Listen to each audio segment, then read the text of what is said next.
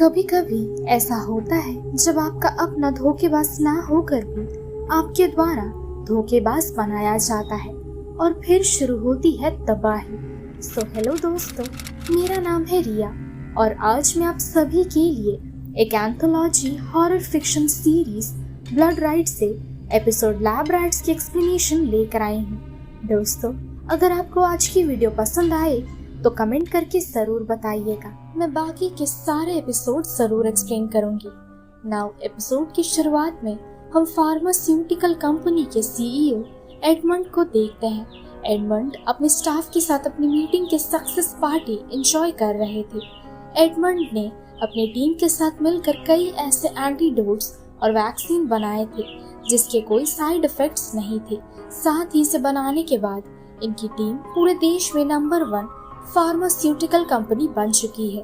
सभी इस जश्न को सेलिब्रेट करते हुए चीयर्स करते हैं। कुछ देर बाद ऑफिस के स्टाफ और एडमंड की वाइफ साथ मिलकर डिनर कर रहे थे। इस दौरान एडमंड अपनी सेक्रेटरी ओडा को कई टिप्स दे रहे थे, लेकिन एडमंड बार बार ओडा के करीब जाकर उसे छूने की कोशिश कर रहे थे, जिसे एडमंड की वाइफ नोटिस करती है और उसे ये चीजें काफी डिस्टर्ब कर रही थी। एडमंड अपने स्टाफ अपडे को अपने काम के लिए बार बार अप्रिशिएट करते हैं। साथ ही एडमंड जानते बूझ से अपने दूसरे स्टाफ को जेलस महसूस कराने के लिए ऐसा कर रहे थे। एडमंड की बातों से फिलिप को काफी बुरा लगता है।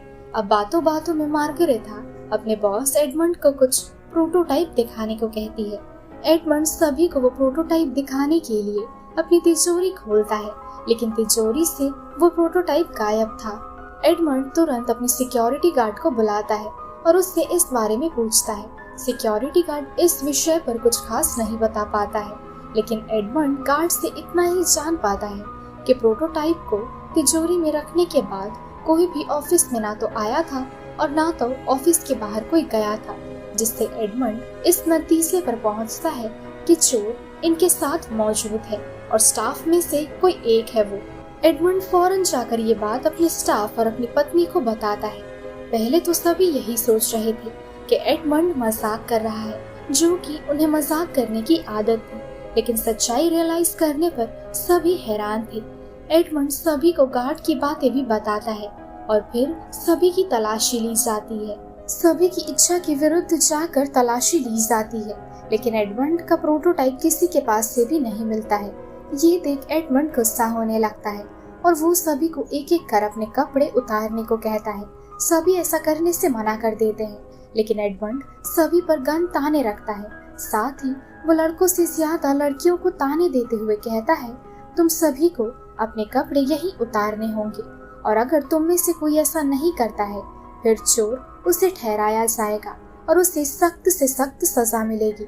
डर के मारे सभी अपने अपने कपड़े उतारकर हाफ नेकेड रूप में खड़े रहते हैं। दोस्तों, वैसे तो एडमंड सभी स्टाफ पर सख्ती दिखा रहा था, लेकिन वो अपनी वाइफ पर भी विश्वास नहीं करता था और उसे भी वो सभी की तरह एडमंड का शक दूर करने के लिए ये चीजें करनी पड़ती है। एडमंड के कहे मुताबिक ऐसा करने के बाद किसी के पास से प्रोटोटाइप नहीं मिलता है और फिर सभी को ग्लास रूम में ले जाया जाता है। एडमंड ग्लास रूम को लॉक कर देता है और फिर वो सभी को बताता है इस रूम को खोलने के लिए एक पासवर्ड की जरूरत पड़ेगी और जिसे भी तिजोरी का पासवर्ड पता है वही इंसान इस रूम को खोल सकेगा। और जैसे ही ये रूम खुल जाता है फिर एडमंड को असल कल्प्रिट मिल जाएगा। ऐसा कहकर एडमंड वहाँ से चला जाता है। इसके अलावा इस कमरे में बड़े बड़े ग्लास कंटेनर के भीतर कई सारे लैब रैट्स रखे हुए थे। सभी एक कमरे में बंद होकर एक दूसरे के ऊपर शक किए जा रहे थे। साथ ही सभी के बीच लड़ाइयाँ बढ़ती जा रही थी। फिलिप तो पहले से ही अपडी पर चिढ़ा हुआ था। झगड़े के बाद वो और ज्यादा चिढ़ने लग जाता है और दोनों के बीच बड़ी फाइट हो जाती है। साथ ही इस दौरान एडमंड की पत्नी ओडा को कमेंट पास करती है कि ओडा एक कैरेक्टरलेस लड़की है और उसका एडमंड के साथ संबंध है। ये सुन बाकी सभी एडमंड की पत्नी को सुनाने लग जाते हैं, क्योंकि वो खुद एडमंड के साथ उसके पैसों के लिए रह रही है। दोनों में 15 से 20 सालों का एज गैप है, जिससे ये साफ जाहिर होता है एडमंड की पत्नी कितनी बड़ी सेल्फिश और खुदगर्ज इंसान है। इन बातों को सुनकर एडमंड की पत्नी पूरी तरह से इसे नकार देती है, यहाँ तक कि वो बताती है एडमंड उससे बेहद प्यार करता है, जिस पर कमेंट करते हुए ओडा कहती है, इसलिए एडमंड ने तुम्हें हमारे साथ चोरी के इल्जाम में बंदी बनाकर यहाँ रखा है। एडमंड की पत्नी जैसे तैसे इन बातों को अवॉइड करती है, लेकिन बातों बातों में फिलिप बताता है, मार्गरेटा हर साल तुम्हारे पति को तुम्हारा जन्मदिन, तुम दोनों के स्पेशल डेज, एनिवर्सरी सब कुछ याद दिलाया करती है। यहाँ तक कि हर साल मार्गरेटा तुम्हारे लिए गिफ्ट्स तक लेकर आती है और वही गिफ्ट्स एडमंड तुम्हें देता है। एडमंड कभी भी तुम्हें पसंद नहीं करता था और ना तो वो तुम्हारे साथ रिश्ता निभाना चाहता है।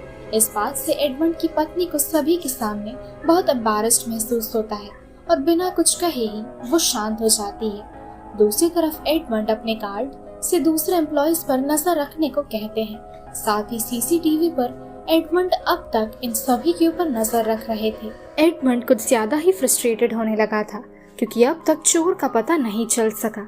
गुस्से में एडमंड सभी से कहता है, अगर चोर खुद ब खुद सामने नहीं आया फिर मैं सभी को गोली मारकर जिंदा से मुर्दा बना दूंगा। और फिर वो ग्लास रूम में पॉइजनस गैस रिलीज करने लगता है। पॉइजनस गैस रिलीज करने की वजह से अंदर मौजूद लैब रैट्स मारे जाते हैं। धीरे धीरे सभी की हालत खराब हो चुकी थी। एडमंड की पत्नी अपने पति से भीख मांगने लगती है कि एटलीस्ट वो उसे इस खेल में बख्श दे, लेकिन एडमंड किसी को भी नहीं छोड़ता है। ये देख ओडा यानी कि एडमंड की सेक्रेटरी ग्लास रूम का लॉक खोलकर सभी को बाहर निकालती है।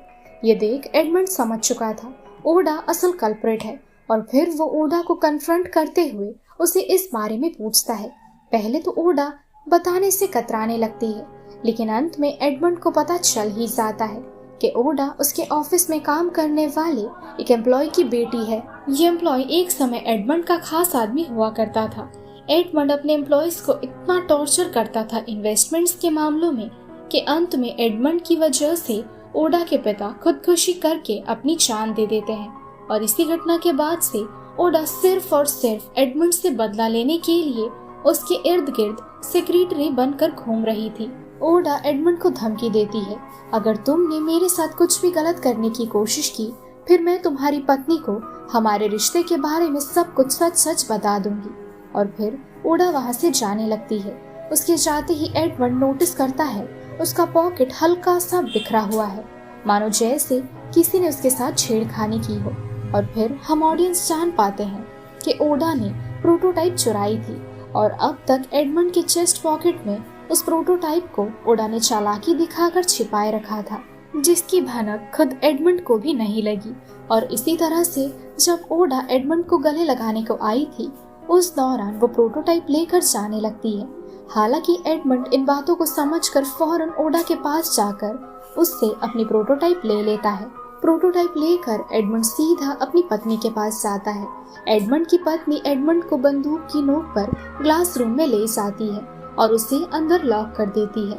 अंदर जाते ही मार्गरेटा पॉइजनस गैस रिलीज करने लगती है। धीरे धीरे एडमंड का दम घुटने लगा था। वो बार बार अपनी पत्नी को रूम अनलॉक करने को कहता है, लेकिन एडमंड की पत्नी उससे कहती है, हम एक दूसरे से प्यार करते हैं, तुम भी मुझसे बेहद प्यार करते हो, ये मैं बहुत अच्छे तरीके से जानती हूँ। और हाँ, क्लासरूम का पासवर्ड मेरा जन्मदिन है। अगर तुम्हें मेरा जन्मदिन याद हो तो तुम आराम से बाहर आ सकोगे। और याद क्यों नहीं होगा तुम्हें मेरा जन्मदिन? तुम तो मुझसे प्यार करते हो। इसके अलावा तुम तो हर साल मुझे मेरे जन्मदिन पर कितनी सारी गिफ्ट्स ला कर देते हो। दोस्तों, देखा जाए तो पासवर्ड काफी इजी था, लेकिन बदकिस्मती से एडमंड को अपनी ही पत्नी का बर्थडे याद नहीं था और कभी रहता भी नहीं था, जिस वजह से एडमंड लाख प्रयास करने के बावजूद भी उस कमरे में अपना दम तोड़ देता है। और इसी के साथ ये एपिसोड यही खत्म हो जाता है। साथ ही अगर आपको आज की वीडियो पसंद आई हो तो वीडियो को लाइक कीजिए, जितना हो सके वीडियो को शेयर करिए, और अगर आप चैनल पर नए हो तो चैनल को सब्सक्राइब करना भी ना भूलें। सो मिलते हैं हमारे अगले वीडियो पर, तब तक के लिए स्टे सेफ, शब्बा खैर।